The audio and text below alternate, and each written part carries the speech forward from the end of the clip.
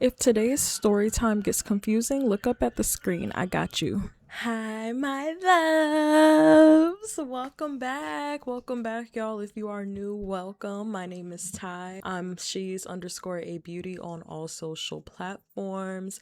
I am back, you guys. I am back.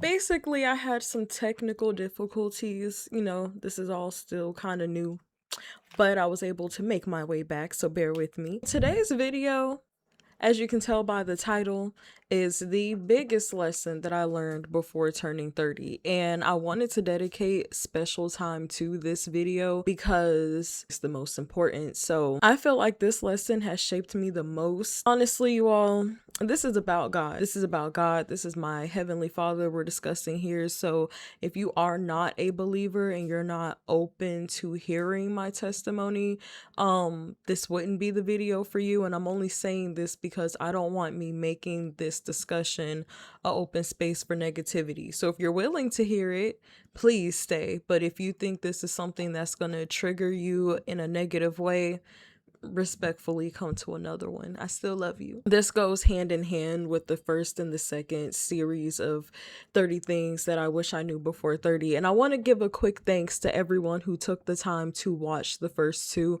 It means a lot. The whole goal was to give my experience and let that be a tool for somebody else to grow, maybe connect or relate with me. So if I accomplished that, I am more than grateful. So the biggest lesson, the biggest takeaway, the thing that I did not give any acknowledgement or very much credit to, that I should have known all along, is that God has been with me all the way through. And I didn't prioritize building my relationship with him until this year, before I turned 30. So obviously we've all made mistakes in our past, like me being in my early 20s and just turning 20. Even before I turned 20, I started drinking heavily, and I never acknowledged that it could have been a potential problem for me. And it's been so many times where I almost could have died from alcohol poisoning. That's how bad it was. It's been times where I could have caused an accident and got somebody else hurt.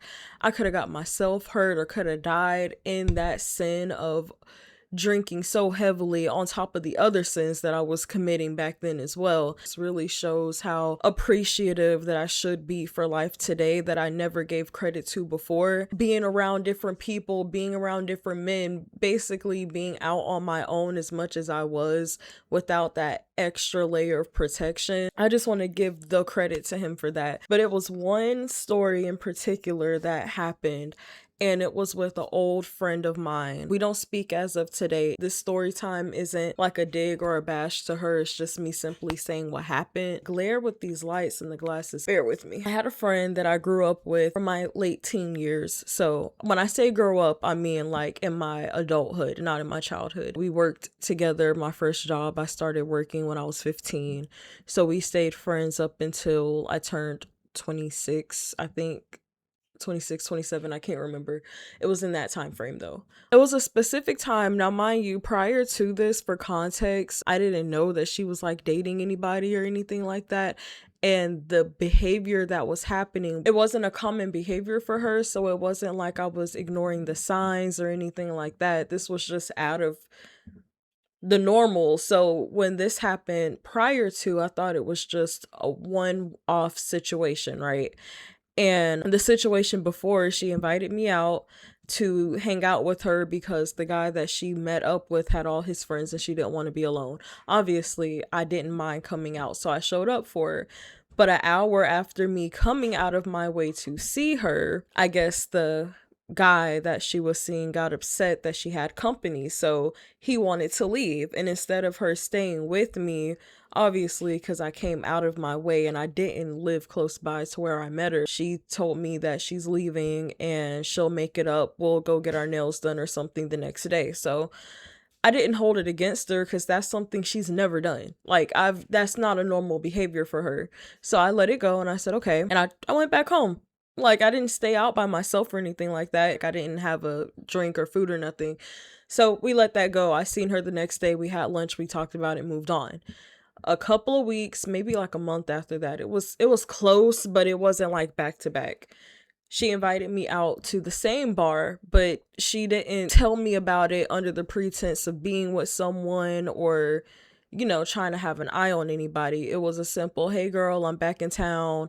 Because she wasn't living in the city I was living in at the time. She was living like an hour and some change away. So she's like, hey girl, I'm back in town. I want to hang out. Come meet me at the same place. I said, okay, not a problem. I got up, went out to meet her. So I get out there and we're talking. I'm thinking we're hanging out, like just the two of us. I ordered a drink and I ordered the food. Now, when I know I'm not going to be drinking a lot, I normally just close out the tab. So I paid for my one drink and I paid for the food right then and there. We're just talking, we're just catching up. And then she decides to tell me that we're actually here to spy or watch the guy that she had met from the last time she invited me.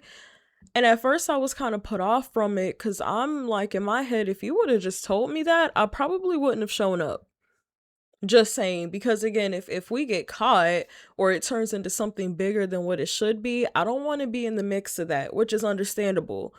But I mean, I was already there. We were having fun, like just talking. I didn't even know we were watching anybody the whole time. So once she said that, and I did tell her, like, you should have said something, I brushed it off because again, this is not a normal behavior for her. Out of nowhere, these two older men come, and I don't mean older like grandpa age, right? I mean, they were just older than me at the time. The older white guy was more so talking to me, and the older black guy was more so talking to her, but it didn't look like they came together. But they came and started talking to us at the same time, and they acted like they didn't know each other. I didn't see them walk up together, so I didn't want to make any assumptions. One came up this way by my friend, and the other one came up this way on the other side of me. And the register is also on the other side of me, so he was just paying for his stuff and leaving. So again, it wasn't that obvious, but it was just the fact that they showed up at the same time was a coincidence.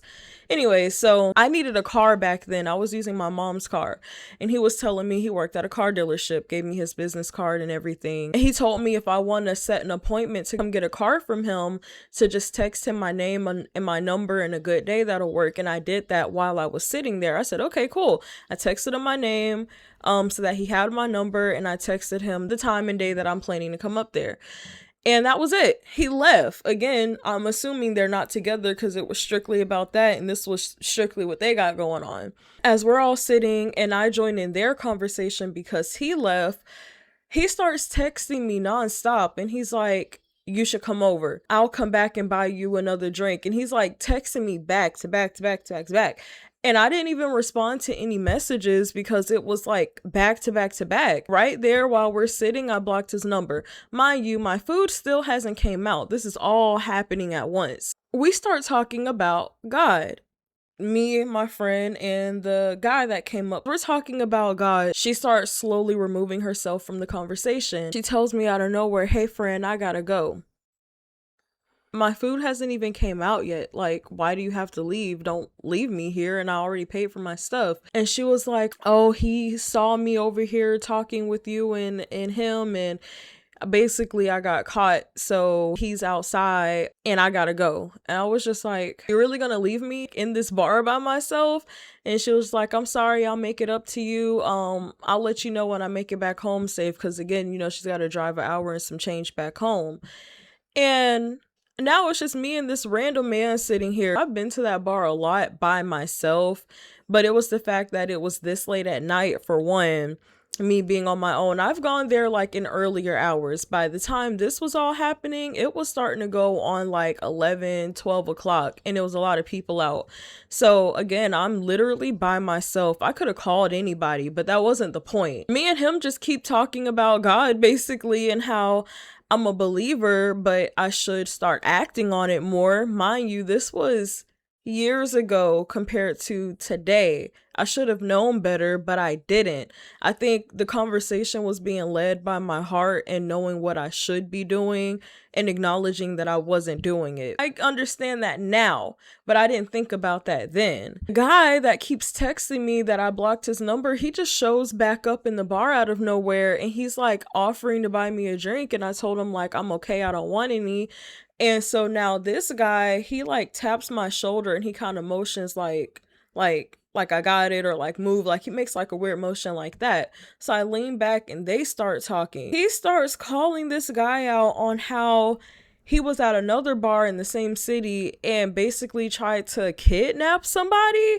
And he was like, yeah, I remember you and the security got into it because you were putting that girl in your car, right? I think I remember seeing you there. The white guy that came back, he's all uncomfortable and he's like, I don't know what you're talking about. Yeah, I was there, but that wasn't me. I didn't snatch any girl.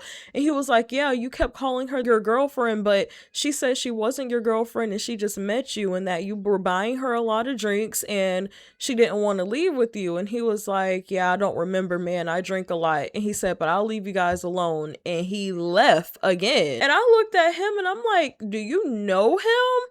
And he was like, we've ran in the same circles, but he's not my friend. So I'm sitting here. I didn't want to say anything to like spark something, but I was just like, so you sat here and pretended you didn't know him for what? That was confusing me. So then in my mind, as I'm sitting there, the waitress brings my food back. Finally, after all this was said and done, I think like 20 minutes, 30 minutes had gone by, all in the mix of this. She brings my food. I would have been left if I was putting two and two together by then. I would have either canceled, asked for my money back, or asked for them to, if they could hurry, whatever. But again, we're having a normal conversation, so I'm not alerted yet until the guy comes back. Then I'm on high alert and I'm like, wait a minute. All right. Because mind you, I am very observant of my area. So again, this was so calculated that I really did miss it. But the moment I seen this interaction happen, that's when I got scared. And that's when my instincts kicked in. And I was like, okay, I got to figure something out. He's like, I'm glad that, you blocked his number because that guy's crazy. You got to watch out for people around here. I said, yeah, I normally do. I would have never came out here on my own, especially this late. But I'm glad you help me out here. Like, that's cool. So he says, are you leaving? I was like, yeah, I'm going home. And he was like, you don't want to hang out with me? Like, we could chill. We're getting along. I said, no, that's okay. I didn't come here for that. He said, well, at least let me walk you to the car. The guy could be outside. You never know who could be watching you. I said, you know what? Hold on one second. I texted like one of my guy friends and I said, no, that's okay. I didn't drive. My boyfriend's picking me up. And he was like, oh, you got a man? And I said, yeah. I didn't have a boyfriend at the time. I drove myself, but I said that he would feel more cautious about walking me outside. He doesn't know who could be out there waiting for me. So I said that to kind of set that up. And I grabbed my bag. I told him, thank you for sitting with me. And I had my friend call me while I was sitting there and I had him on speaker and I was like, hey, I'm coming out. Are you outside? And he kind of went with it. He was like, yeah, I'm outside. I'm like right in front of the door. I said, okay, cool. And I like walk out. I speed walk to my car and I'm like looking behind me the whole time I'm walking. I didn't see anybody. But even then, like I'm saying, somebody's picking me up. So they could have just assumed somebody was in a car I got in, whatever. Got in my car, I sat for a minute, like I waited a minute before pulling off. And I seen the guy that was sitting with me, the black guy, he opens the entrance of the bar pool hall I was at looking. I don't know if he came out to see if I was still outside. I don't know if he came out to see if somebody was with me, to see what my car was. I don't know. But I didn't want to pull off and he see my car so he knows what vehicle I'm in. I waited and I'm glad I did. Yeah, I saw him come out. He was looking left and right. He picked up his phone. And I guess he called somebody and went back inside. And then I pulled off. I waited a few more minutes. I pulled off. I went home. And on my way home, my friend calls and she's like, hey girl, thank you for coming out with me. I'm glad I got away from those guys. They were talking too much. And I was like, you left me by myself. Hello. And she was like, yeah, I did. But I got caught up with old boy and She's excuses. And I said, yeah, but at the end of the day, you left me in there by myself. And then I told her what went down between the conversations and me going to the car. I gave her the whole story. And all she could say was, man, I'm glad they ain't do nothing to me. To you, you left me. A reality check as far as our friendship being done. But it also was a reality check that, again, call me crazy, I don't know. But in my opinion, me talking about God and being fully aware of his presence, even though I never gave it acknowledgement, I don't know if like his name in the presence of this conversation. I don't know what it was, but something put a blocker on what could have happened to me that night, and I was able to get home safely. I'm not the best when it comes to explaining the process of things sometimes. Like, I'm good at explaining my thoughts, but it's hard for me to put in words things that I truly don't understand. I understand what could have been, and I understand what it turned into. It's just in that moment, I never fully gave credit to the spiritual block of what could have happened. And so I'm telling this story not to bash my old friend, because again, I don't have any hate for her. I forgive her. I don't have nothing towards her. But I did tell her in that moment, like, I didn't appreciate you leaving me like that. Like, that wasn't okay. And she didn't really acknowledge that. I think she was more so focused on the guys and not really focused on the way she made me feel, or what she essentially could have allowed to take place in leaving me behind like that. She never apologized or anything. And again, that's okay, like, whatever. But it fell out because we just stopped speaking. It was never an argument or a fight. This is more so to give the credit and acknowledgement to the things that protected me in that moment. I knew better, but I didn't know the full scope of how serious the spiritual world is and forces behind the evil. Like, I knew there's evil out there. I'm well aware of that. But I never understood the spiritual aspect behind the influences of our actions. And that's terrifying. And knowing that you could die in sin or die in whatever you were just doing, and you're left to face those consequences without knowing better, without being able to acknowledge, is terrifying. So when I had my moment spiritually and I was led to the university that I'm attending now, I feel like every moment after that, I've been wide open, eyes, heart, mind, ears. I'm taking account for every decision that not only I make, but the people around me, the decisions that I see others make, and the spiritual influence behind it. We have to be so careful. We have to be careful. We have to be grounded in our faith. We have to be grounded in our principles, because you don't know what doors could be open to attack and destroy you. With that being said, I wanted to reflect on that situation in a way that I've never done verbally. Like, I've always had those thoughts in my mind, but I never put it out there like that. I definitely stopped just jumping up for friends like that, okay? Unless it's a friend that I trust like wholeheartedly, I have not done that. I haven't put myself in that type of position again, because I could sit here and blame her all day, but at the end of the day, I still chose to get up. And again, I was also blinded because I'm like thrown off. I'm caught off guard. You got these people, this conversation, I'm waiting on things. It was a lot of factors, but I should have gotten up. Like, I'm still want to take accountability. I still want to reflect on my actions as well.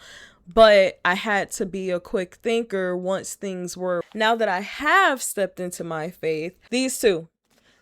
I'm not a very consistent person, and I've spoken on this trying to start my YouTube journey, and I'm working on it. The same for this. Like, I still make prayer a very active habit of mine, but I still have to work on reading the Bible. I've gotten to a place now where I can actually read it and understand it, because I pray before I read now. I learned that I have to take small steps, because I did try to force myself to read it daily, and it was hard from never reading it at all. So now instead, I try to focus on reading it a couple of days out the week, or I'll dedicate certain days to it.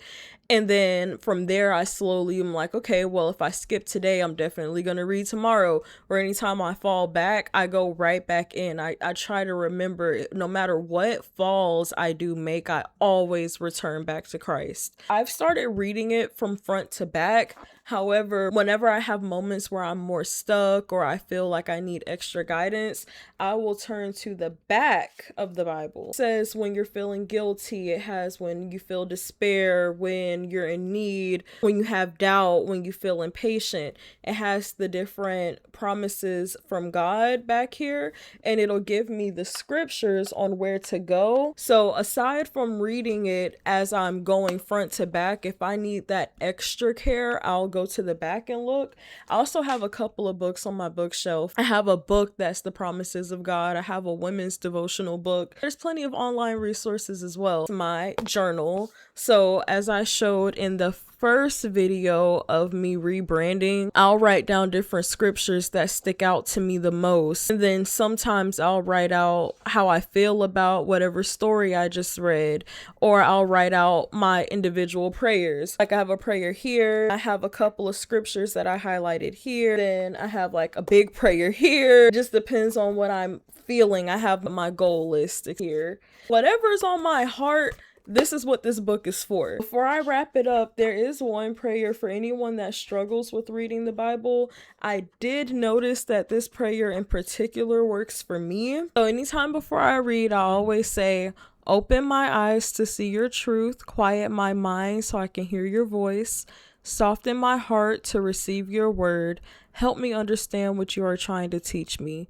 Let this time grow my faith and love for you and prepare me to receive, accept, and apply everything you want to communicate with me. In Jesus' name I pray, amen. I have this written down until I can memorize it. Before I even open the Bible to read, I will open that part of my journal and read those words out, and it's helped. So with that being said, if anybody is starting their faith journey, give yourself grace, give yourself patience.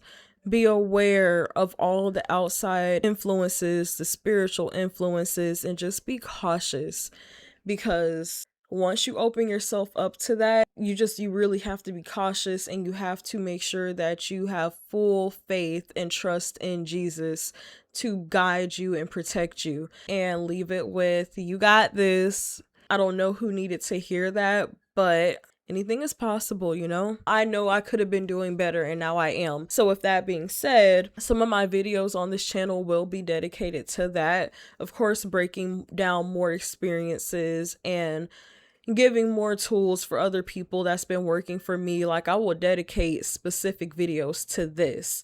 So as we wrap up what we should have known, thank you for spending a part of your day with me. I am so grateful. If you enjoyed this video, please don't forget to like it, share it with a friend, follow me. That would be amazing. Please subscribe to help my little community that I'm trying to grow here. And before you go, remember that you are beautiful. You are loved, and you are doing so much better than you're giving yourself credit for, okay?